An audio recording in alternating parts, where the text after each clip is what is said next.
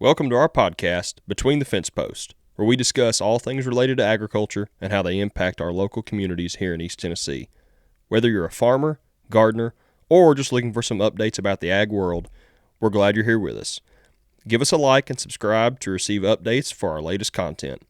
Thanks again for being here. Now, let's get into our next episode.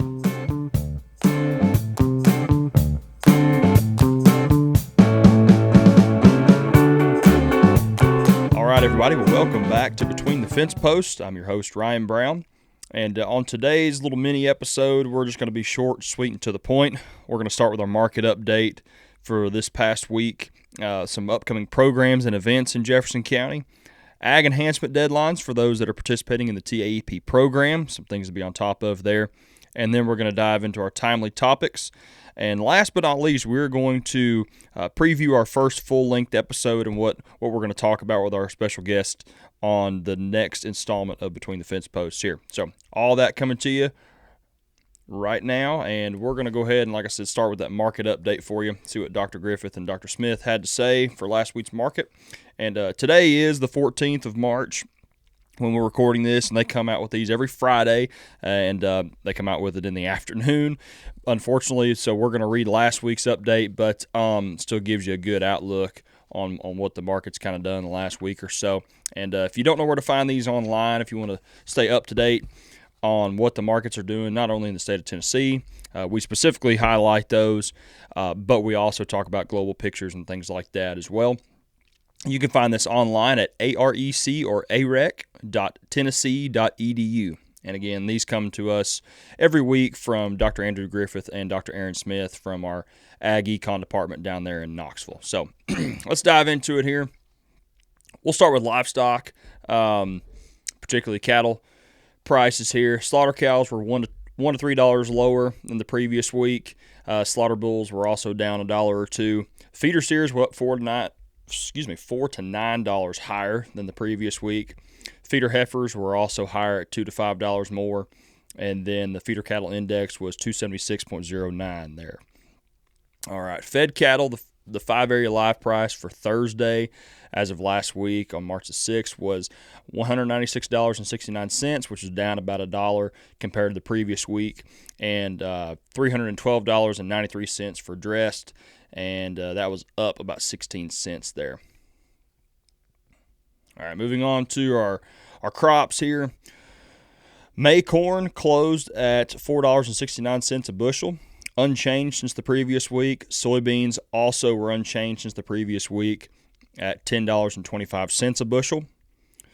May wheat closed at $5.51 a bushel, down 4 cents from the previous Friday, and then cotton was actually up almost a whole cent to 66 and 7 cents per pound. So, all right. That is our, like I said, a highlight of the market update. And again, if you don't know where to find these online, go to AREC or arec.tennessee.edu. And again, those are weekly updates from our economists in the Ag Econ department down there in Knoxville.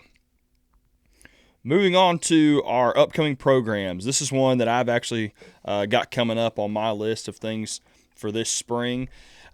There's been a lot of interest amid, high egg prices, but there's also been interest before this about raising your own backyard flock of poultry.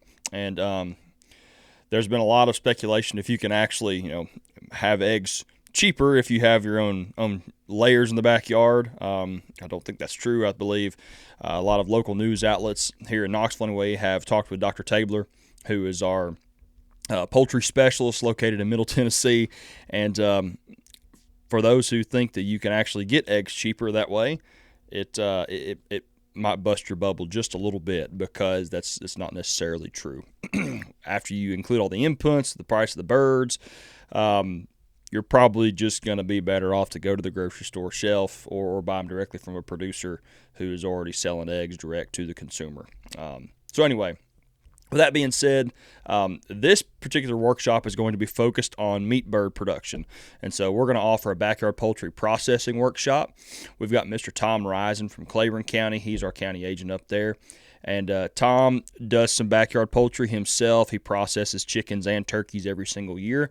He's really, really good at it, very knowledgeable, and he's going to be with us on May 15th.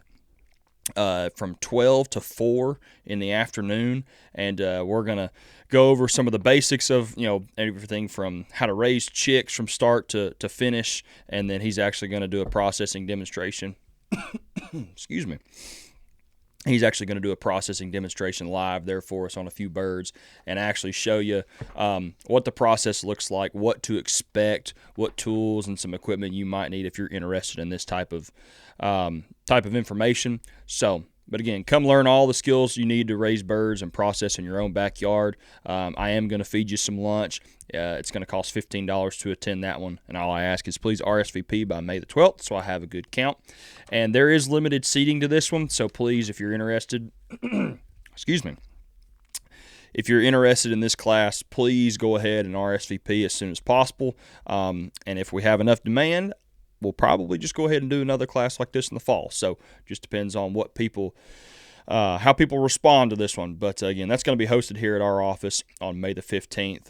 And you can register online through the e-marketplace store, or you can register here in our office. Either one is fine. So, but looking forward to that one later on this spring. All right, so for our commercial producers involved in production agriculture, ag enhancement is a big deal. And Tennessee Ag Enhancement Program is something that's been around for a long, long time. And it brings a lot of reimbursement dollars back to our community. It stimulates local economy, and it's a really good program to help our producers basically save a little bit of money on some things that they may be investing on for the farm in long-term investments that are going to help them be more profitable, be more sustainable in the long term there. And so some important dates and deadlines we have coming up. If you were a producer and you applied for and got approved for hay equipment and livestock equipment, your reimbursement deadline for requesting that reimbursement from the Department of Ag is April the 1st. So make sure you get all your stuff turned in, whether it's receipts, pictures, documentation, quotes. If you've got back-ordered hay equipment, I know we still have some issues with that for some reason in 2025. There are instructions on the Ag Enhancement website. You can go there and find all the instructions. I've actually helped a producer fill out a reimbursement form the other day, and if you have back-ordered equipment, you need to let them know, and you need to let them know what day you ordered it and what day it's expected to arrive. So make sure you get all that data in. That way you can get your reimbursement money back from participating in the Ag Enhancement Program. And the next deadline, we got a little ways out here, but I know a lot of people purchase new bulls, maybe some heifers for a beef cattle herd. And so that deadline for genetics is June the 1st. So if you were participating in the genetics program through Ag Enhancement this year, June the 1st is the deadline you need to pay attention to. Make sure you have all your paperwork, all your receipts and everything like that. And if you're buying a bull or buying heifers from somebody and wanting to get reimbursed for them through the Ag Enhancement Program, make sure they meet the criteria. I was actually using our UTIA bull selection calculator on one of our websites, and helped a producer kind of figure out if their bull was going to be eligible. And so it turns out they were. It's actually pretty easy.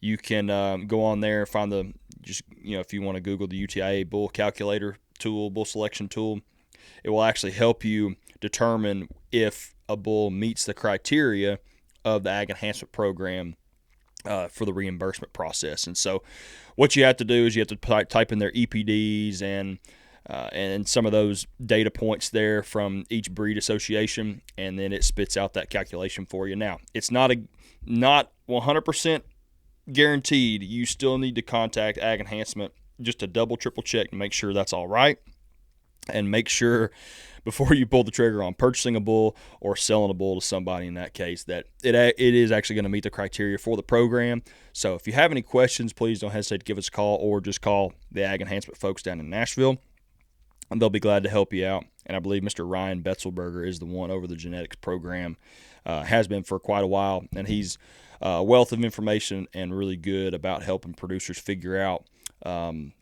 which bulls and which animals meet that criteria and what they need to do in order to get to that point. So again, ag enhancement, if you're participating, make sure you know your deadlines. Livestock equipment and hay equipment coming up on April 1st, with genetics on June the 1st. Everything else, I believe, is August the 1st. So you guys got quite a while if you're not in one of those 3 programs there. All right, let's dive into our timely topics here. And we're going to start with production ag, staying on that same train of thought when it comes to like cattle production, hay production, pasture, things of that nature. And I mentioned weed control in my very first intro with the podcast a couple weeks ago, but right now is the perfect time to get out and spray for cool season broadleaf weeds. I'm talking anything from buttercups to thistles to curly dock to henbit, purple dead nettle, whatever it might be. Those types of species right now are actively growing. This week has been a perfect opportunity to do it. I know I've seen a lot of spray rigs going up and down the road, going from field to field. Spray rigs actually in a field, getting the job done. Seen a lot of fertilizer being spread this week as well. And so we've been in the 70s. I think yesterday it got up to 78 degrees in the middle of March, early March actually. So I think it was 15 to 16 degrees above the average over the last several years. And so we're abnormally warm this time of year, but I think we're going to get a little bit of a cool snap beginning of this next week. We've got some severe weather that's supposed to be blowing in this weekend on Saturday and Sunday. And I think with that is going to be a little bit of a cold front behind it. High is going to be in the mid-50s next week to start out. I think it gets a little bit warmer as we progress towards the weekend. But with that being said, even after this rain event and this little cold front we've got coming, you want 3 days of about 60-degree weather in order to make sure those weeds are actively growing.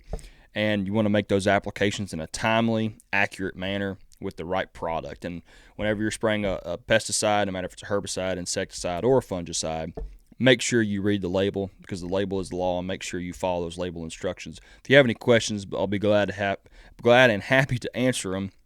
And if not, I have a lot of folks I can call, whether in Knoxville, Jackson, Middle Tennessee, and we can lean on to get you the answer you need. But again, controlling weeds right now in pastures and hay fields, now is the time. So get out there and take advantage of this nice weather and the opportunity we've got. Next, we'll talk about some gardening stuff. Right now, I know some people have already pulled the trigger and started sowing some cool season crops such as lettuce and spinach. And we're still just about a week or two early, I think, for transplanting cabbage and broccoli and some of those types of crops that we have already started in the greenhouse maybe. But, right now is the time of year to start doing that. We've got some really good weather. Lows are in those high 30s, maybe low 40s at night. Perfect. And then, with the highs getting up into the 70s or even the high 60s, is perfect weather for growing crops like that, especially if you're doing like baby leaf spinach and baby leaf lettuce. And if you're going after the actual head production of lettuce per se, you're going to want to go ahead and sow those crops. That way you can get a jump start on getting those heads harvested later on this spring. And also a point I want to make with that, and I see a lot of folks make this mistake, and they kind of kick themselves when they don't do it until they realize it after the fact. But the key to having a longer harvest window in the garden is successional planting. And what I mean by that is let's do one planting, let's say just arbitrarily on March 15th, okay? And then go ahead and sow another row or two or another little block, do it 2 weeks later, so close to April the 1st. You're still in that planting window, but you extend your harvest window as well. And that may be because you want a little bit of baby leaf, spinach, and then you maybe want to get some that's a little bit larger, or lettuce is another good example there. But you have a variety of harvest dates. That way you have a wider range of when you can actually get produce from the garden, and also you have a larger crop as a whole. So something to think about there. We can do this. We can do the same thing with bush beans later on in the summertime. I personally try to do that with sweet corn as well. Try to have a really early block of sweet corn and then have another block that's a little bit later in April. So that first one you may or may not push the envelope just a little bit, but that second round is more of a fail-safe if the first planting doesn't work, or if you have a little bit of an issue with something there, you have something to lean on and have something to fall back on there. Okay, now let's talk about lawns and landscapes to close out our timely topics here.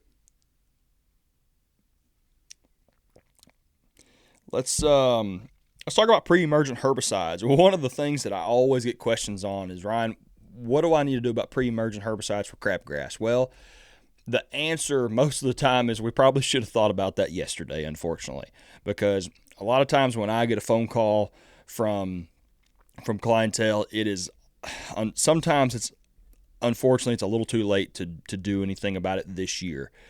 The trick with crabgrass control, especially in a lawn that's, whether it's fescue or Bermuda grass, zoysia grass, those are the two warm seasons we see a lot of here in the lawns in Tennessee, that the rule of thumb is you would always rather be a little bit early than a little bit late. And an ounce of prevention is worth a pound of cure in this circumstance, for those of y'all who know that saying. And you always want to make sure you get it out before those seeds start to germinate in the soil bank. And so a lot of times I'll get a call, go out and visit with somebody, and we're talking middle of June or late June. Well, by that time, crabgrass is already coming on really, really strong. And we should have been thinking about this probably in mid-April rather than mid-June. And life happens. Springtime gets busy for a lot of people for some reason. I think that's just the way life goes, unfortunately.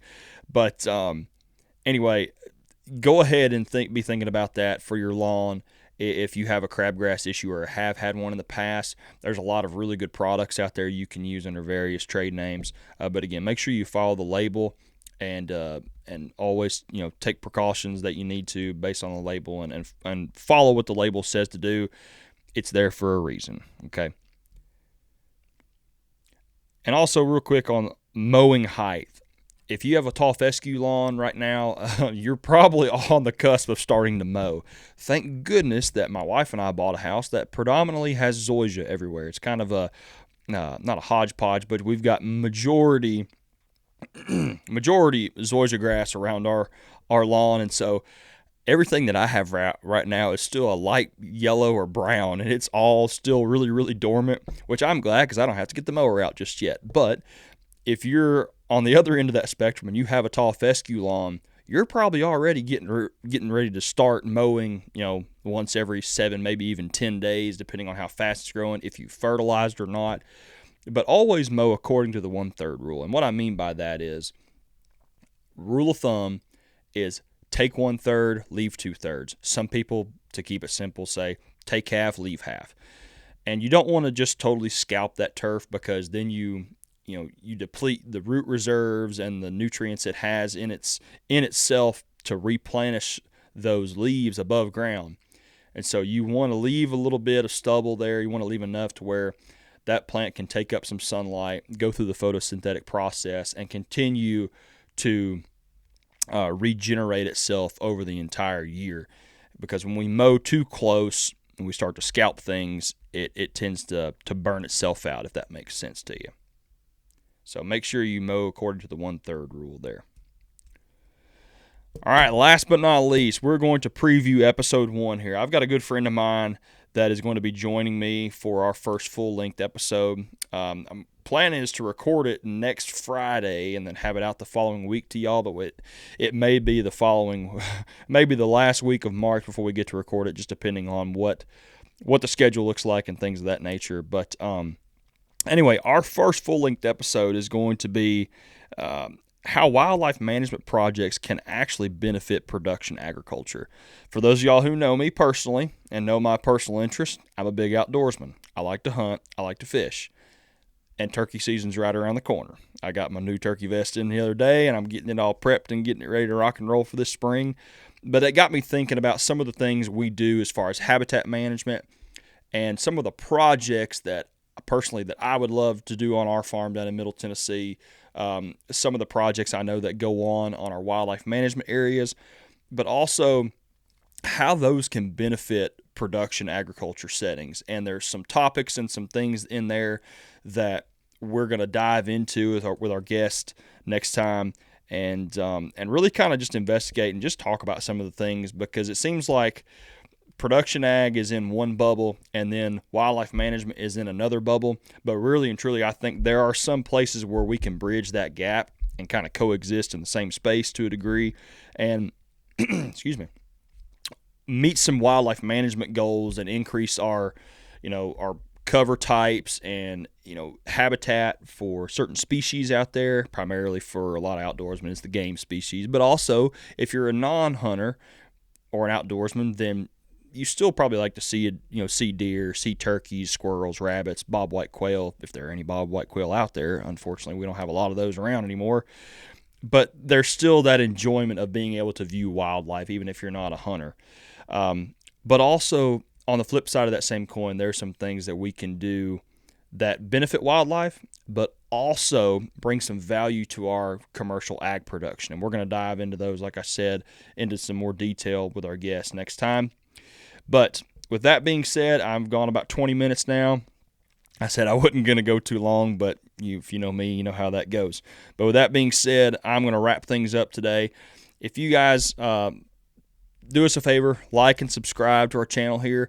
And a big announcement, we are actually on Spotify now. So if you listen to Spotify and find your podcast or your music there, just type in Between the Fence Posts podcast, and you'll be able to find us there. And we look forward to having you guys next time. Thank you all for listening, and I hope you have a great rest of the day and a great week. Thanks, guys.